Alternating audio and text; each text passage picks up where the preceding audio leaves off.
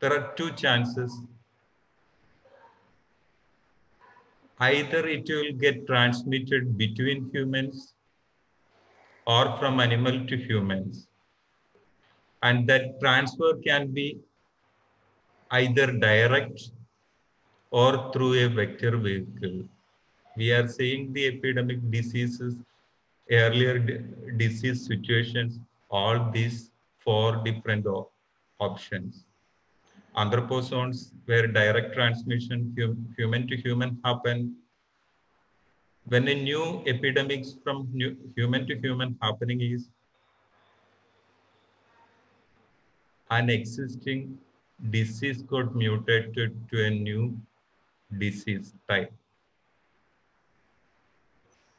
There are also vector mediated transfer, animal mediated transfer also. In that also vector mediated transfer we are seeing. So these are the different ways from a reservoir it can transfer to a human or human population. So it's all okay. There are chances from the natural reservoirs of disease reservoir. I should tell natural disease reservoirs. There will be pre-adapted viruses, bacteria, may there, by chance they are happening. And it is worsened. As zoologists, we all know climate change is the keyword of these times. When climate is getting changed, it becomes hot and glaciers can be get melted, and that is what happening. It's all those process what is happening after that. But my point of view is not that one. Along with the melting of glaciers, there can be diseases that can come out from that glacier melting.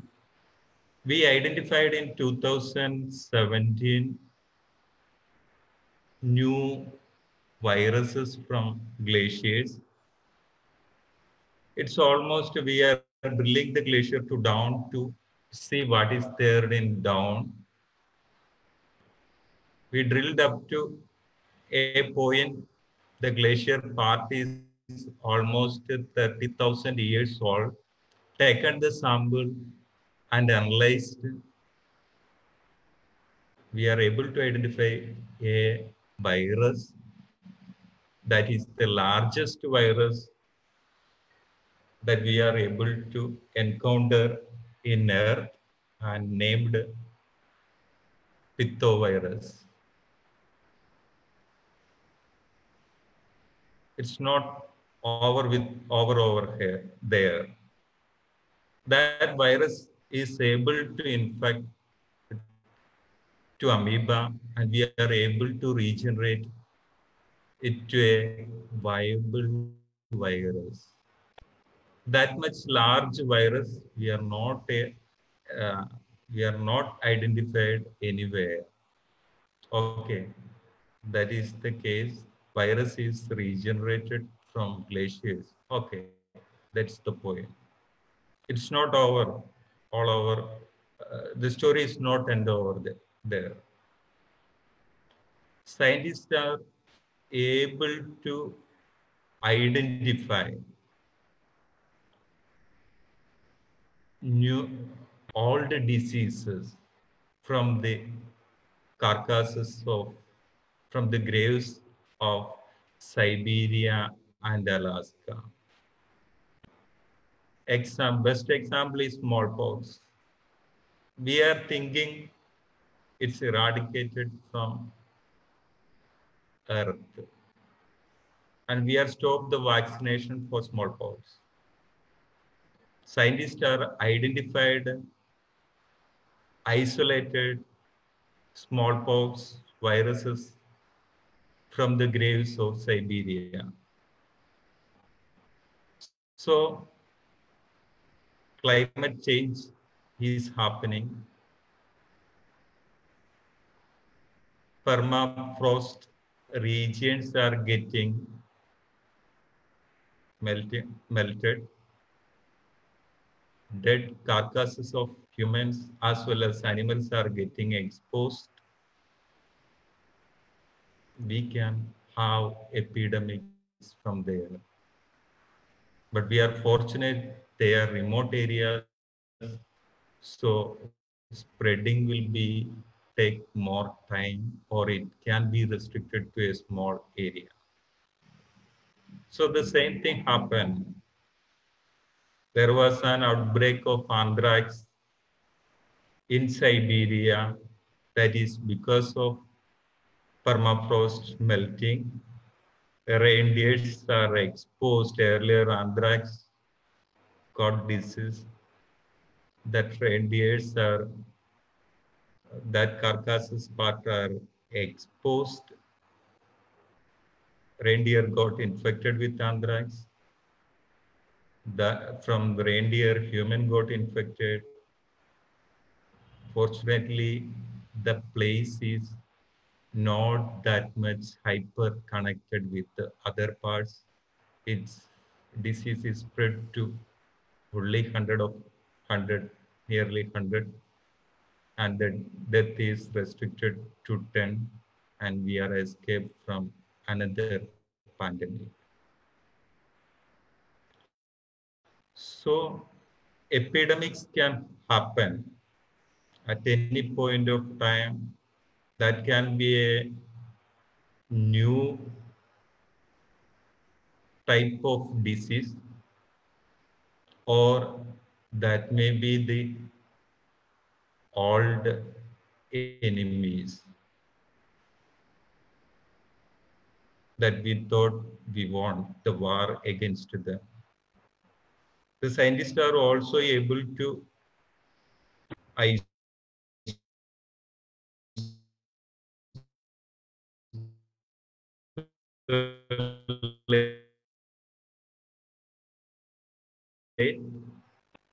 We have to expect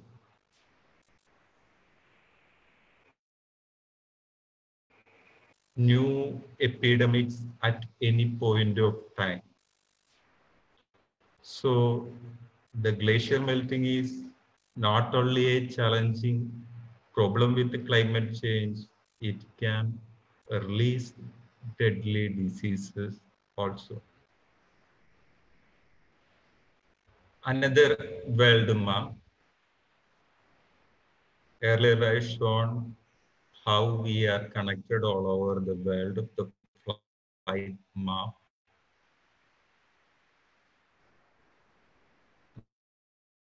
Now I am showing the Ramsar site all over the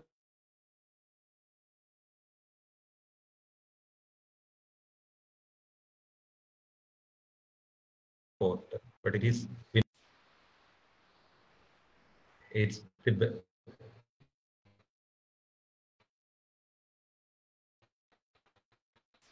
wetland site of international. There, lot of migratory birds are coming.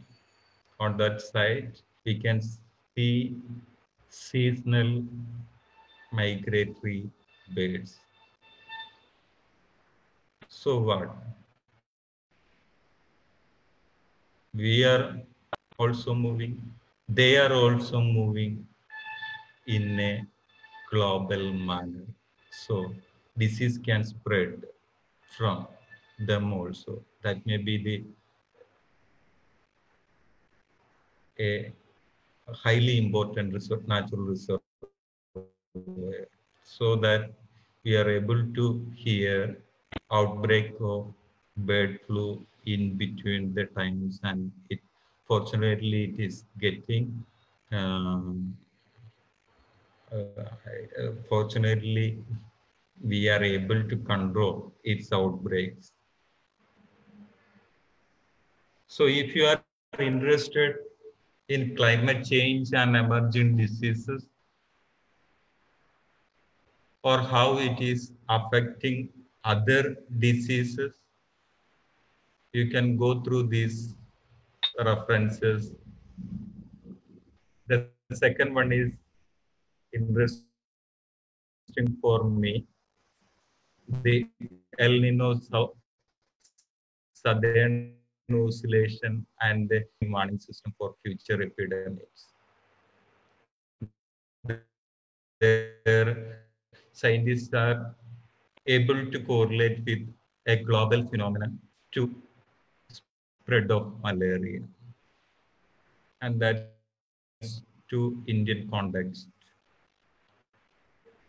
And another one is potential effect of population and climate change on global distribution of dengue fever. So the conclusion is this: epidemics can happen anytime, anywhere. We have to prepare for that. I like business people, business houses. What because of that, they know evolution better than a zoologist. They oversee the things, what will be the next changes, how to adapt to that change. They will immediately change their business strategies and become a powerful business house. Here is a video from one of the successful businessman, none other than Bill Gates. You can watch it for a time.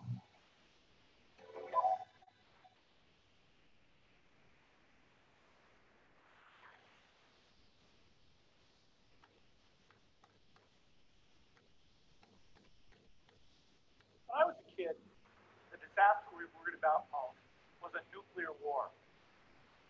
That's why we had a barrel like this down in our basement, filled with cans of food and water. When the nuclear attack came, we were supposed to go downstairs, hunker down, and eat out of that barrel. Today, the greatest risk of global catastrophe doesn't look like this. Instead, it looks like this. If anything kills over 10 million people in the next decade, it's most likely to be a highly infectious virus rather than a war. Not missiles, but microbes. Now, part of the reason for this is that we have invested a huge amount in nuclear deterrence. But we've actually invested very little in a system to stop an epidemic. We're not ready for the next epidemic. Let's look at Ebola. I'm sure all of you read about it in the newspaper. Lots of tough challenges. I followed it carefully through the case analysis tools we use to track polio eradication. And as you look at what went on, the problem wasn't that there was a system that didn't work well enough. The problem was that we didn't have a system at all. In fact, there's some pretty obvious key missing pieces. We didn't have a group of epidemiologists ready to go who would have gone, seen what the disease was, see how far it had spread. The case reports came in on paper, very delayed before they were put online, and they were extremely inaccurate. We didn't have a medical team ready to go.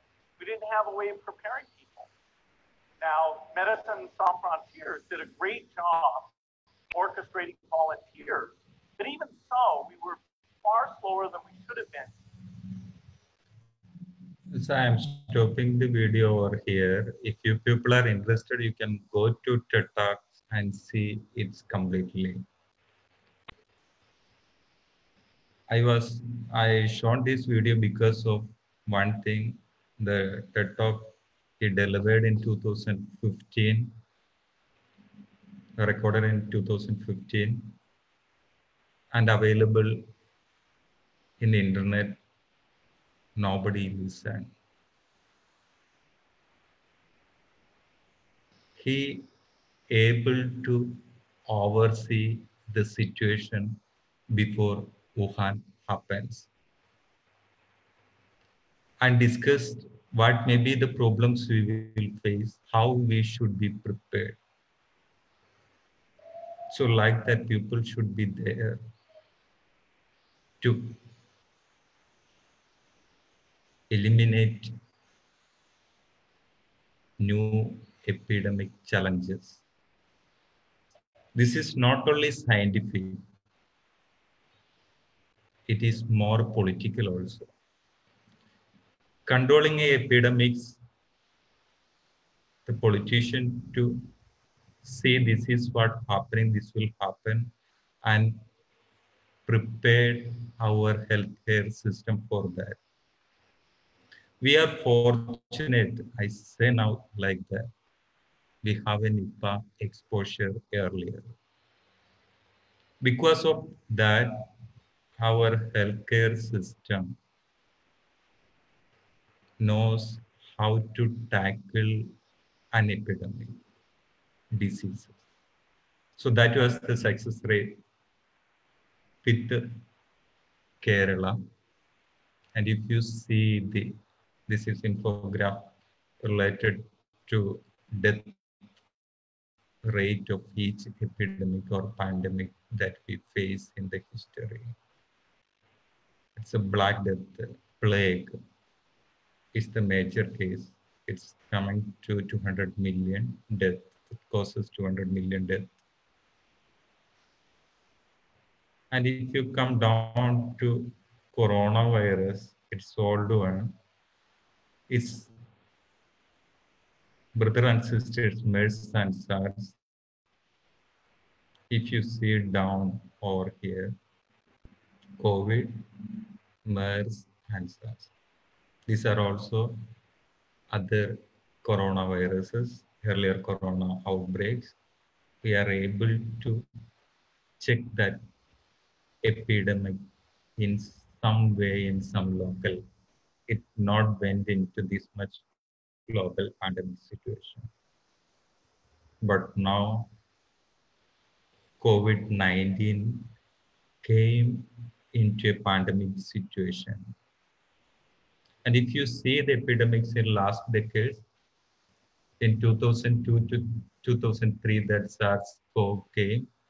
Then in 2009, swine flu. Then MERS, 2012.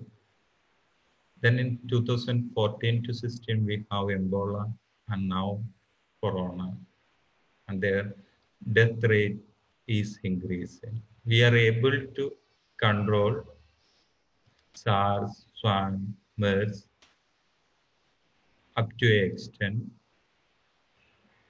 but we are presently facing Ebola and COVID. Ebola is nowadays restricted to Africa because regions, because that not connected as like Wuhan.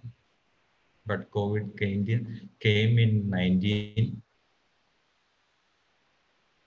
It's become pandemic. So the place, I repeat, where the epidemics happen, that's also important.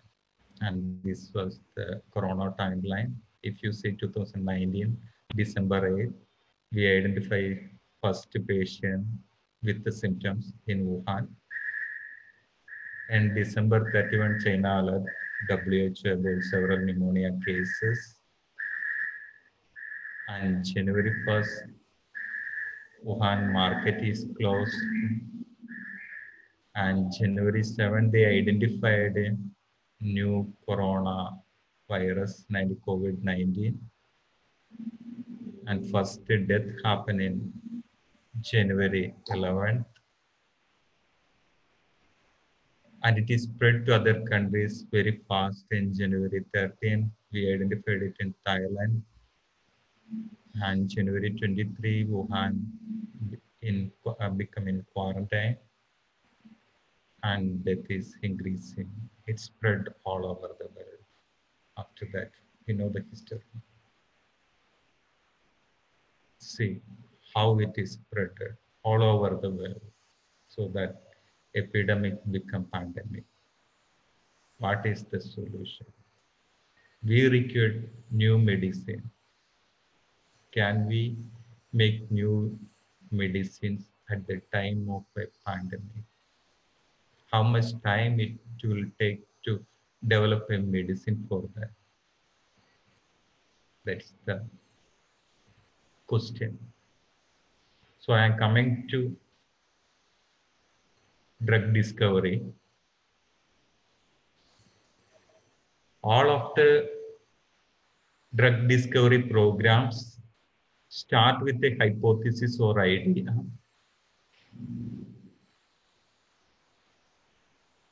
Then we have to identify target. That may be a protein or enzyme, or that may be biochemical assay that we have to construct it. That itself, identifying a disease to identify the target, it may take 2 to 3 years. Then screening for that target, identifying, we want to identify a molecule. So that discovery screening, in vivo, in vitro experiments, and high throughput screening may take nearly 1 year. After getting a lead compound, yes, we got a compound that inhibits that enzyme or that process. We cannot stop over there. We have to improve that molecule to get more activity. That's lead compound optimization. So we will change the structure of that small molecule, twist.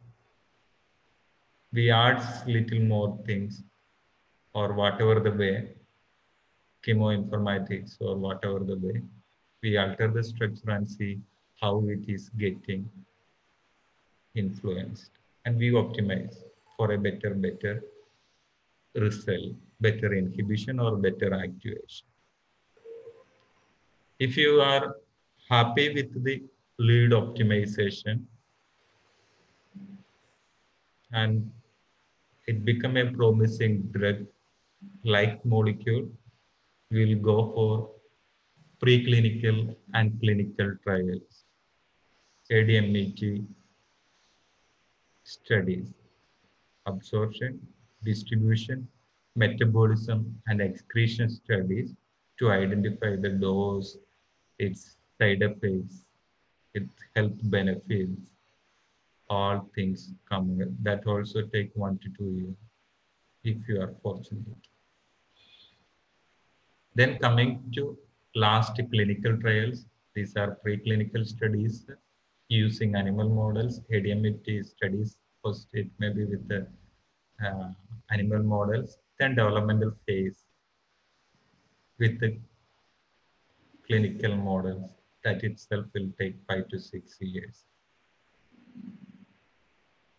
And then registration all over the world, patent filing, all legal aspects, and coming to market, it will take another 1 to 2 years. Okay. Altogether, it will take 10 to 15 years to develop a drug normally. It will come as from the scratch, from the hypothesis to a drug to come. It will take 10 to 15 years and more than $500 million. Huge investment is required nowadays to develop a drug. To ensure its safety, ensure its efficacy, we require more evidences, more studies. So it is costly. When an epidemic happens, this pipeline cannot work.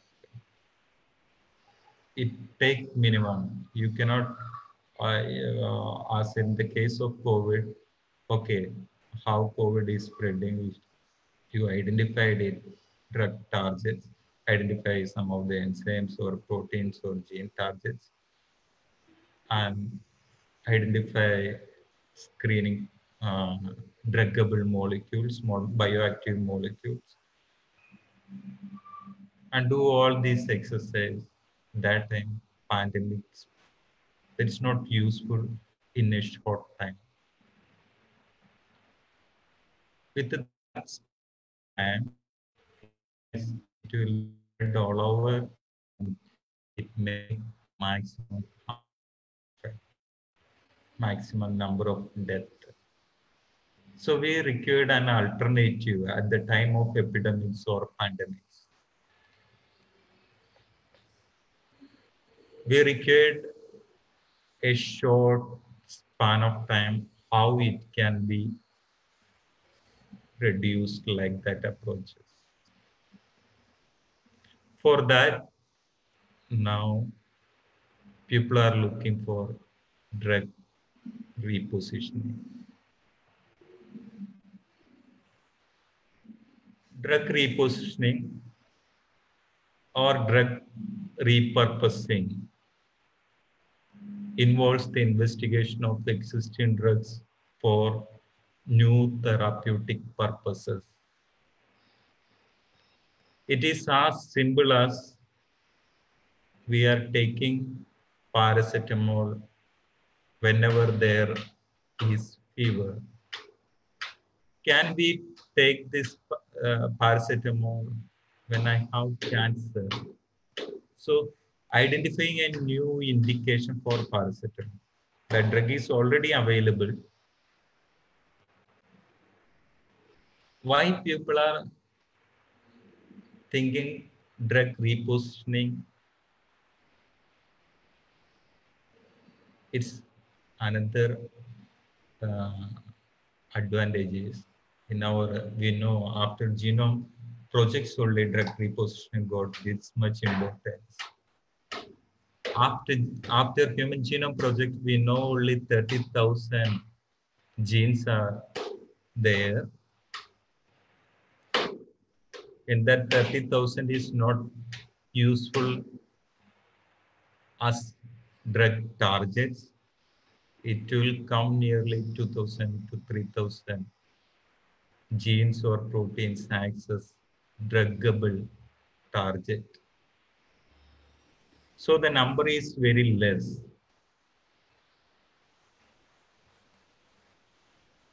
In that aspect, drugs can be repurposed. If it is, there is lot many targets we cannot identify, or that may be a complicated situation. If you are able to identify this drug action mechanism, we may be able to reposition the drugs. So this is what I told in the earlier side, we discussed in the earlier side.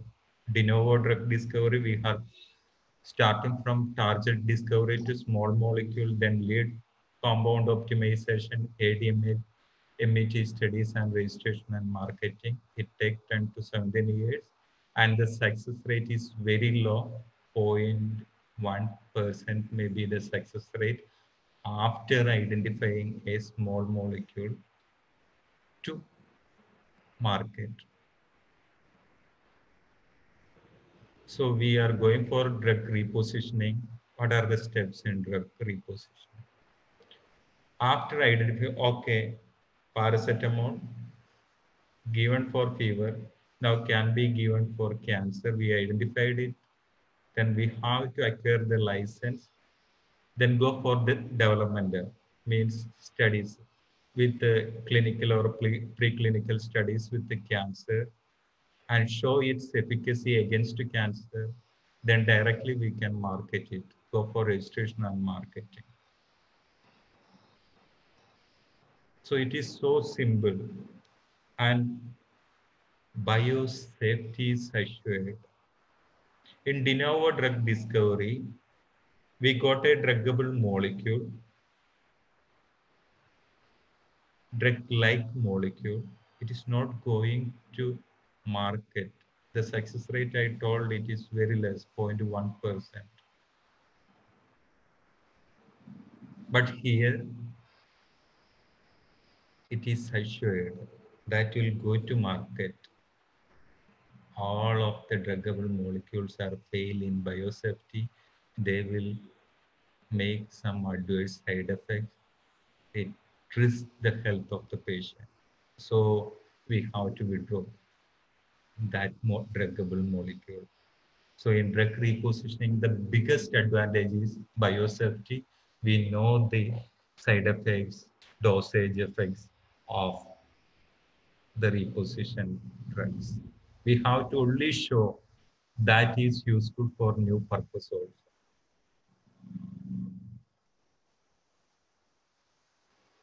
The examples of reposition drugs. The best example is thalidomide, classical example of drug reposition. It is given to pregnant ladies again for sedation, nausea, and insomnia.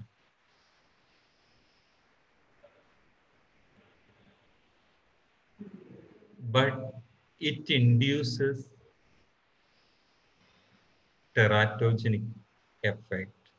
The embryos, malformed embryos are forming. So it is withdrawn from the market. No, nowhere it is prescribing. And in Africa, what happened to a doctor? One leprosy patient came. Doctor don't have any medicine to give him. There is no painkiller along with him. So he want to give some painkiller. He have only thalidomide along with him. So he given that medication to that leprosy patient. The surprise is that patient got cured. It is by chance observation, only simple serendipity. And then thalidomide came to market against leprosy. That is without knowing, without studying its mechanism. A by chance event leads to repositioning a drug. That is the case with again the drug sildenafil. It's a PDE5 inhibitor, phosphodiesterase 5 inhibitor, developed for treating angina. The PDE5 inhibition, their cyclist GMP production, it will get inhibited. And we are not sure the patients are for testing in clinical times. Patients given this drug, the male patients, they uh, observed it's correcting male erectile dysfunction, and now it is came to market as Viagra. Actually, the drug is identified or developed against the treatment of decreasing or inhibiting the angina, the pain. So it's identified. This here the case is same protein PD5 have functions in heart pain. The same protein also have some functions in male erectile dysfunction. So when we are inhibited the enzyme in both sides, it inhibited, and we are able to identify a new indication. It came to market after clinical trials as a new product for a new disease. Pfizer is now started with uh, this drug. In their clinical trial time, they identify a new indication and reposition the drug for. So these are the two classical examples identifying new indication for the drug. So if you think about drugs, how they are interacting, or how we have to reposition. First itself, I told we have to see its activity or see its mechanism. When a drug come or we are coming to the body or we are taken in, it will go and interact with its binding partners. That may be mostly proteins. Those interactions elicit a change in cell signaling or a change in protein or gene expression or ultimately a metabolite or biochemical pathway expression change. And that lead to a phenotype change that can be a positive phenotype change. It's become cured. That can be that's also leads to a negative a phenotypic change that may be the side effects. So this is drug that's interacting with some proteins. It changes in cell signaling or gene expression or protein expression or metabolize, and ultimately it leads to a change in phenotype. So that can be positive or negative.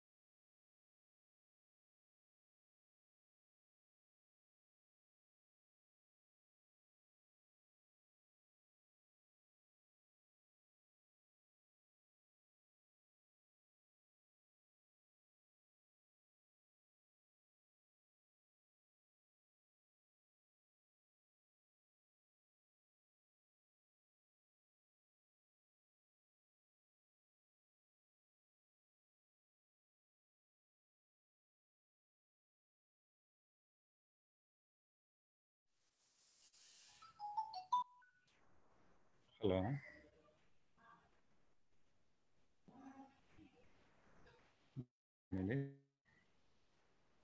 Okay, there are some problem with the internet for that.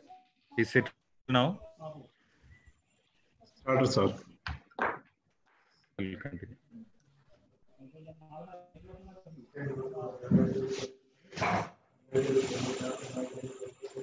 So we here drug action spectra, a drug, how it is interacting and changing a phenotype that may be a cure or can be a side effect. And many of the times we don't know the drugs interacting partners with the which all proteins it is interacting and eliciting the phenotypic change. In conventional drug discovery process, most of the drugs are identified as phenotypic assays, not biochemical assays. For example, animal is given deceased and we are giving the drug and observing it is getting cured like that. Okay. So without knowing the targets, without knowing the molecular mechanism, we are identified the screening methods. We are identifying the drugs and identify the drug for treating that diseases. So I told the drug action spectrum. You can see drug interacting proteins, changing biological pathways, and changing phenotype.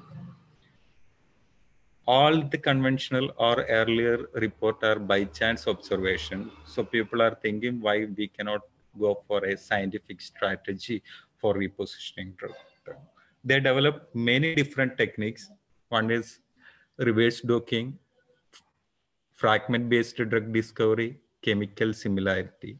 These all utilize the chemical structure of drugs for identify its function.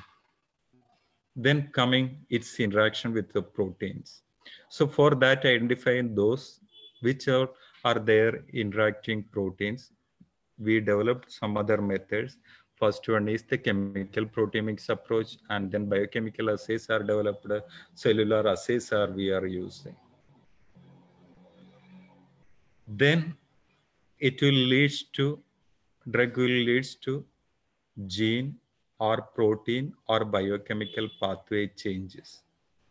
That also we utilize with the different techniques. That is gene expression fingerprint, protein expression fingerprints, metabolite fingerprints. Those are utilized, analyzed, and tried to reposition some of the drugs. And the last is changing phenotype. Changing phenotype is mostly we can see as side effect. So where side effect similarity searches are utilized, or clinical association studies, phenotypic changes databases are there to identify it. So those we analyze to identify drug reposition. So we now have different approaches that utilizes molecular structure, its interacting partners, and biochemical changes, then to phenotype. So with all these approaches, scientists are trying to reposition the drugs. We will see some of the approaches. First is reverse docking approach. Docking we were used to identify, normally using to identify small molecule. We will have a hypothetical or identified macromolecular protein as a target. So we will dock against a small molecule and identify some of the inhibiting molecules for that target, then develop further and identify, oh, this can be the druggable element, small molecule, like that. In reverse docking, it is opposite. We have a drug, we will identify, we will search against the structure, protein structural databases and identify which all proteins it can interact. Then we will see which all molecular functions that proteins have. Any of that functions are relevant for some other disease physiology. So we can then realign that drug for that new indication that we identified. So then check for further what is happening in reality, check with animal models or preclinical or clinical trials. Then another approach is fragment-based drug discovery. So here what we are doing is we constructed a library of molecules that all small molecules, its molecular weight will be less than 250, 150 to 250. All that structures we elucidated from the existing drugs.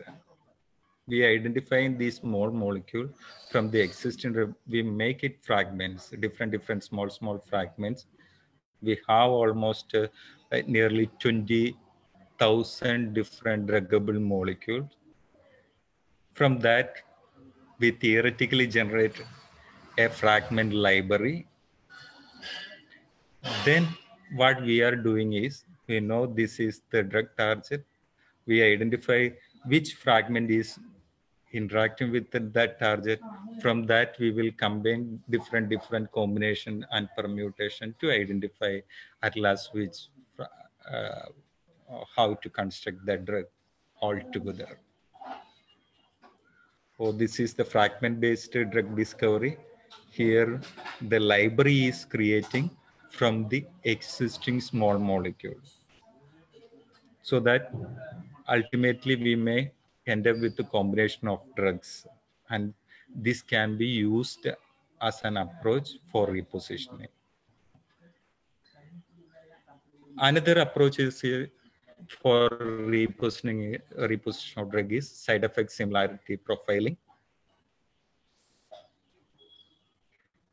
Here the hypothesis is, if the drug have similar interactions, they will make similar side effects. So we have drug structures, we have its protein targets and side effects and therapeutic indications. By correlating side effect similarity and therapeutic indications, we will be able to identify a new therapeutic indications for similar drugs with the similar side effect and reposition the drug. If by activity, it will produce same side effect. If it is producing same side effect, it can be used for the same diseases. That is the logic behind here.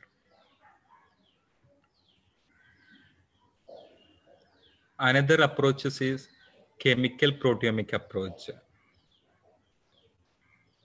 Chemical proteomics is approaches are looking for identifying methods for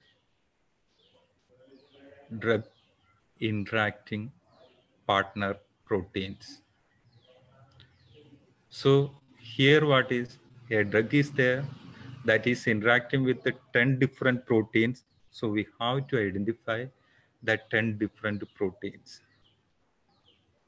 For that purpose, we are using chemical proteomics. That interacting proteins we want to identify. Okay. So drug protein interactions are two different kinds. One is covalent interaction, another is non-covalent interaction. If it is covalent interactions, it is easy to identify interacting partner proteins. Example is aspirin. Aspirin go and bind to lysine in a protein chain or peptide chain. So we will easily able to identify which all proteins lysine is got modified with aspirin. So if you tag the aspirin along with a linker and tag molecule, you can easily do a affinity chromatography and pull down that interacting proteins and identify. For the case of aspirin, it is interacting covalently. It will bound to protein. So we have to pull down that covalently bound aspirin bound protein. For that, we will add, for example, the linker that normally in biochemistry we are using is streptavidin linkers we are using. So we can easily do some affinity chromatography and pull down those drugs. If it is not interacting covalently, we use another approach. We will make a affinity chromatography column where the drugs are immobilized to a matrix. So if you do the affinity chromatography, if you pour the proteins into that column, whichever the protein interacting with that drug, that will be stick over there, and then further we can elute and digest and identify. So we will able to, whichever the method, this both method, ABPP, activity based profiling, that is for to identify covalently interact, that is we used for covalently interacting drugs, and another is CCCP, compound centric chemical proteomics. Both approach Further, last, we will separate the proteins, digest it, and identify using mass spectrometric technologies, that is chemical proteomics. So here, chemical proteomics will identify new drug targets or novel interacting partners that can be used. Then comes a network integration approach, very complex. We are handling drugs, its interacting proteins, and disease physiology. So there can be a bigger network, drug-to-drug network, how structurally that is similar, gene protein, how druggable, and how they are related with the biochemical processes that we can see, then disease network. Integrating these all, we will able to identify new indications. Here, large data sets are utilized. We utilize all existing drugs data. We use, for example, gene protein interactions, biomolecular network, for example, pathway map we may use, and disease network, how diseases are, that mechanism is there, that network is there. So integrating all these concepts, we will able to identify new indications. So I restrict myself with these all different approaches: reverse docking, fragment-based drug discovery approaches, side effect similarity profiling, and chemical proteomics, then network integration approach. There are many more approaches are there, many more techniques scientists are using for repurposing. I just taken some of the examples for you. And now coming to network-based approaches we utilized against SARS-CoV-2, network-based drug repurposing for novel coronavirus 2019, repurposing approaches that we used for coronavirus. Here you can see that box named as A, there from the literature, earlier coronaviruses are there like MERS, SARS, etc. From their studies, which all are associate protein subnet network, that viruses protein interaction network. Then we have a database that's dealing with the drug target network, and then the human proteome interaction network, interactome. Integrating these three things, one is protein subnetwork of all different type of coronavirus that we know collected from different literature, earlier studies and all. Then the drug target network and human interactome. Combining these three, scientists are able to narrow down. They started with 20,000 different FDA approved drugs. From that, they are able to narrow down to 135 different small molecules. This all cannot be used as drug. Then how to identify among them which is best? So they started with you can see in box C, we have coronavirus induced transcriptome, change in gene expression, with all the pathways. That data is there. We also used this 135 drugs, how it is changing the transcriptome, or how it is affecting the gene expression pathways. So the aim is to identify the small molecules which are interacting exactly same transcriptomic pathways that is inhibiting or activating with the COVID coronavirus. So we will overlay. We use different statistical approach. If you see that D, enrichment analysis, there both the data is overlapped. that colored green and red colored boxes filled with red colored, both the things are induced, drug induced gene profiles. These two. One is down regulating, another is gene profile, it is up regulating. Where the hollow boxes, they are coronavirus induced gene profile. So the drug should do opposite action. If is coronavirus is infecting and it is inhibiting some of the biochemical pathways, that pathways the drug should activate.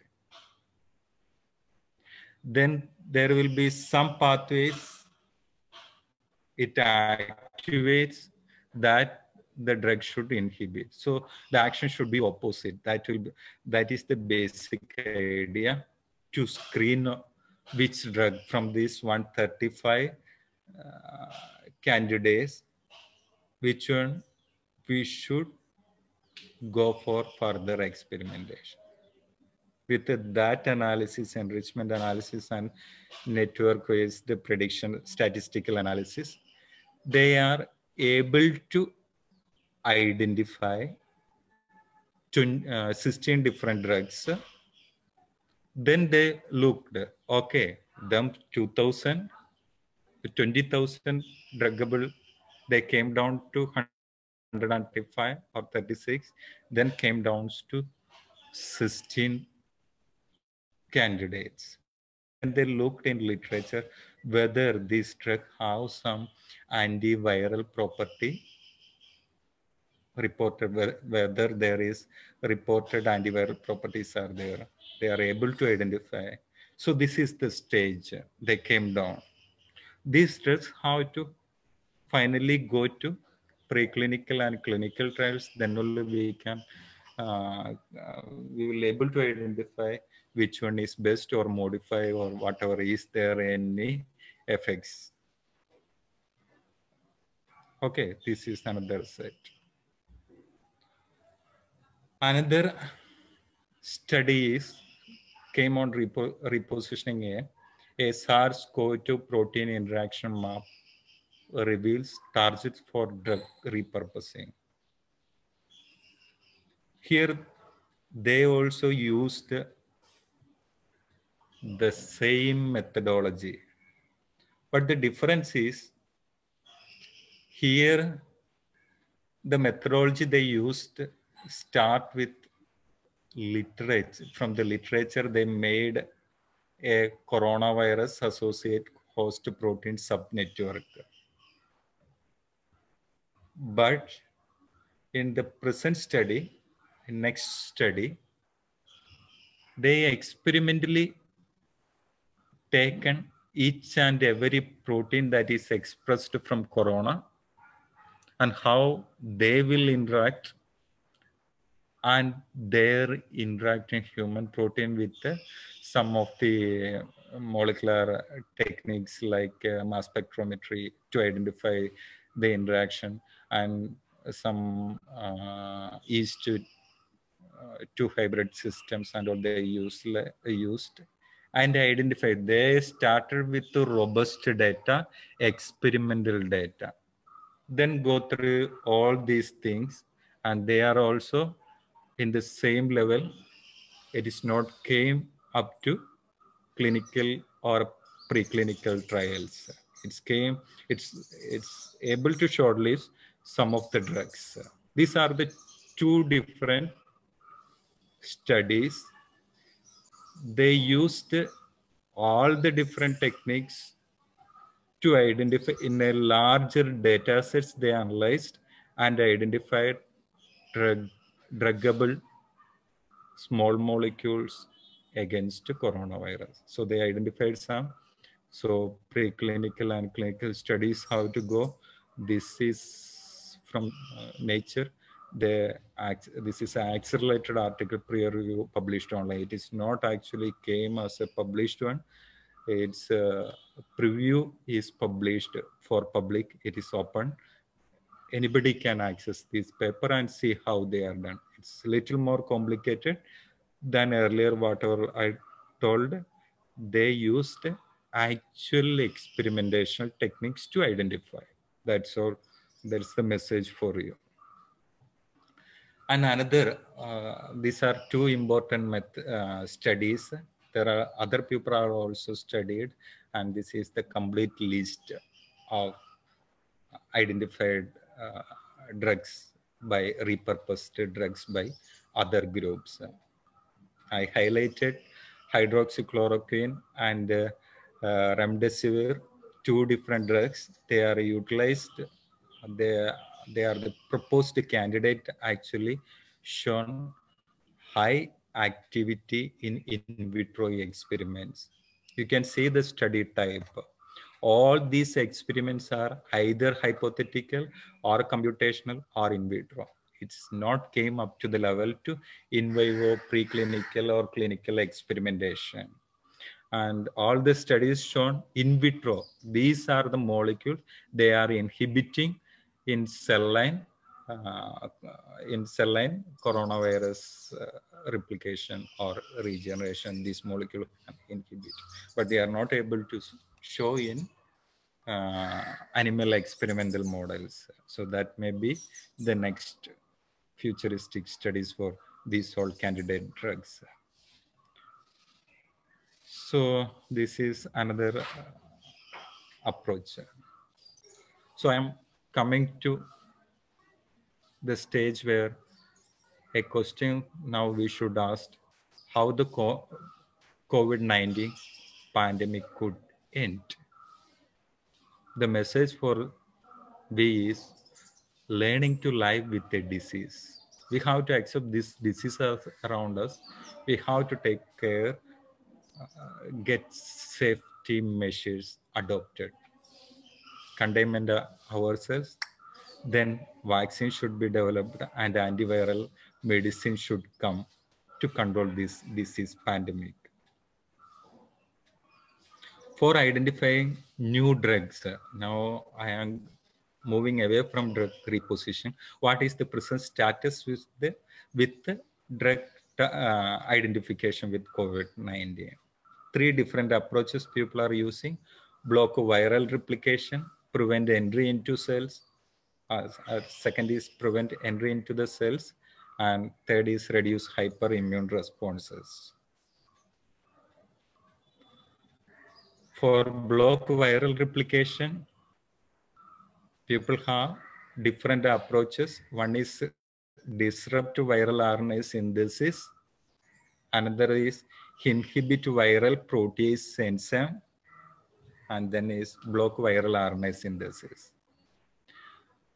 And you have to see that remdesivir that I told, one of the promising candidates from the in vitro experiment.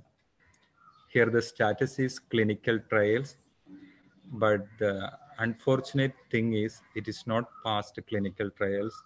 In clinical trials, it is not shown that much effect. So we lost a candidate drug. So as in vitro we seen this drug is showing some results.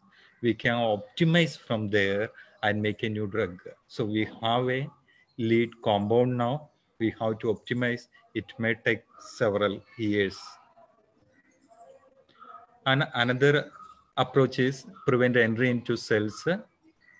So here they have approaches like just mimic the cell receptor that where the corona is attaching, decoy cell receptor that will go and bind to the with the coronavirus, so the virus cannot attach to the cell surface and infect the patient. And another is antibodies to neutralize the virus, then modified antibodies against virus. These are the three approaches they are using for prevent entry into the cells. One, they are mimicking the cell receptors for attachment. Another is by using the antibodies, they are inhibiting their entry into the cells. The last approach is reduce hyperimmune response and acute respiratory distress. Here they are using antibodies to block immune response. They are targeting interleukin 6 immune cell signaling pathway. So interleukin 6 blockage will lead to some of the hyperimmune response inhibition. Then they are also using stem cells to modulate immune system and inhibit inflammatory cells, some approaches. So this is in nutshell. There are some hope on identifying new drugs, but it will not happen in a short span. In a short span, we have to look for systematic diagnosis and treatment. I told you there was a, we are thinking remdesivir and chloroquine as an candidate drugs, but both failed in clinical trials in statistical way. Still they can be used. How or why? The effect that they produced can save some life. They fail on curing the drug disease. For example, in the case of chloroquine, while they done the clinical studies, they made it to 8 different stages of coronavirus infection and given the drug. In the cases where we given chloroquine in early stage can inhibit the progression of coronavirus. And the death rate, if it is average death rate, it is 10%, that is reduced to 6%. So we are able to save 4% of people, or it is coming nearly 40% of the mortality rate is decreased. But in the later stages, I told with the intensity of the progression of the disease, we made it to 8 different stages. And the last stages, 6 to 7, 8 stages, chloroquine is not at all useful. It is not making any effect. The treatment is not gaining any effect to a patient. So early diagnosis of coronavirus and chloroquine treatment may result saving in some of the life. So this drug repositioning approaches are the only way to treat a epidemic situation. It cannot completely control the disease situation, but it will give some little benefit, or it can save some little people. That's all now. So stay home, stay safe at this time. And I thank all the participants to listening on this topic, and thank the members, coordinating members, for hosting this webinar. Thank you. Thank you, sir. So, dear participants, I'm sure you'll agree with me that sir has done justice to this topic. Now, as we have exceeded our time, I request the participants, we are moving forward to the Q&A session. So please type in your questions so that sir can answer them. So will you take the questions or should I read out the questions? I will take the question. Okay, sir. The first question is by Shiny KJ.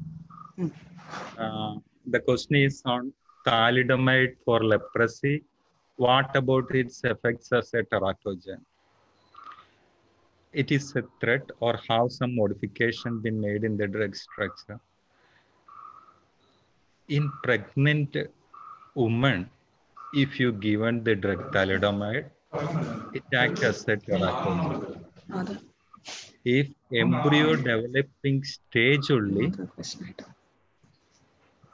if can I proceed? Yes, sir. Okay. If a pregnant woman is taking and the embryo is getting exposed to thalidomide, then only it will make malformed embryos. In the case of leprosy, it is different. There, the patient normally may not be pregnant and it is not making any side effect of teratogen. It will make some side effect, but teratogen effect will not be there.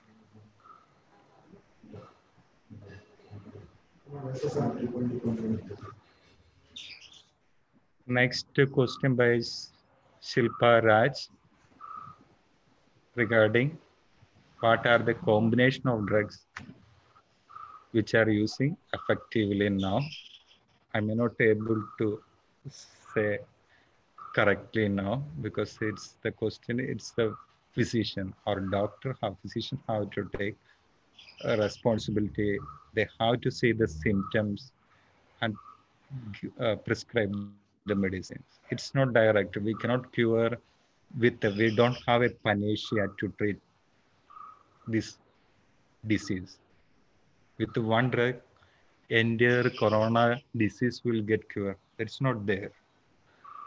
There, it will elicit. For example, in the presentation itself, I was shown immune response, adverse immune response.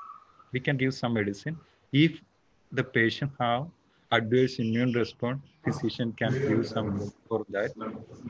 If the patient is affected with bacterial pneumonia, the doctor can prescribe some antibiotic. So it depends on the doctor. We cannot directly tell these are the combination. There is no combination. Is related with what is the stages and like that.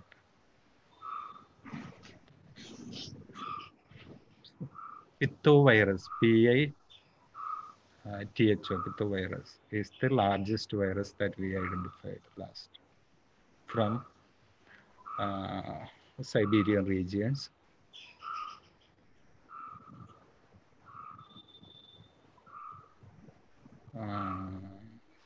Has there any drug? Next question is any drug repositioning attempt from veterinary drugs? I'm not sure about it. I will check and let you know later.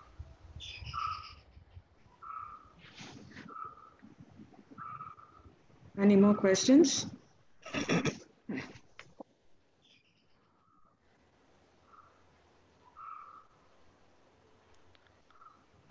Then, if no more questions, can we wind up? Sure. No. If they have some question, I can address. Or if not, we will wind up. So far, we don't. We've all been thanking you, but we don't have any. Yes, it was so clear, sir. So I don't think they have any questions. Yes, you've already covered everything Don't worry. very nicely. And to student, ma'am, 1 minute. 1 minute, ma'am. To students, I have one request. Science in large scale, it is expanding much more. We are not, it's in the data they are integrating in a large scale. You have to anticipate that change. If it is in ecology or in molecular biology or whatever the area, if you want to pursue,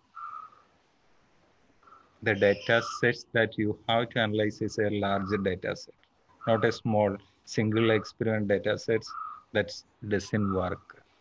You can see from the drug repositioning approaches, they are enormously large data sets they are using, and the data, everything in different kind of data. So they are teaming up. One Nature paper that I've shown, I not discuss much on that because this is a diverse group. If you are into the topic, I will able to discuss it. But this is just to show these are the things happening around us. Okay, and that nature paper, authors number is more than 100, and different universities, academic institutions, companies, all came together to address that problem. So you see the changes, what is happening, teaming up and work for a goal and analyzing large data sets, inferring from that. Those are the capabilities that next research candidates should have. That's all, ma'am. Okay, sir. So since we do not have any more questions, I'd like to offer a sincere gratitude to you, sir.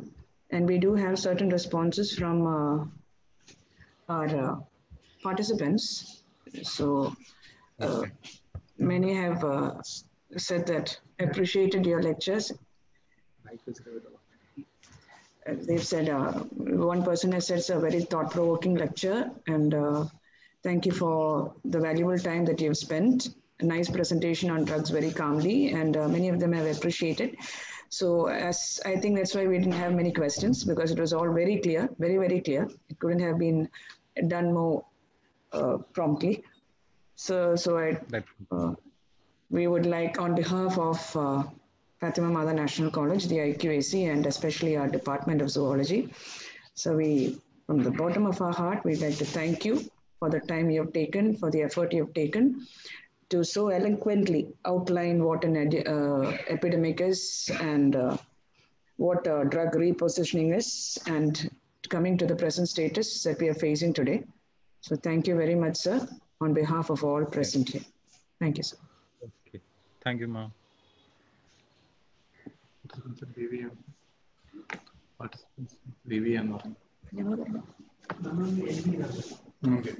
So participants, we have come to the end of our session. Thank you all for taking part and hope to see you in future. Okay. I'm also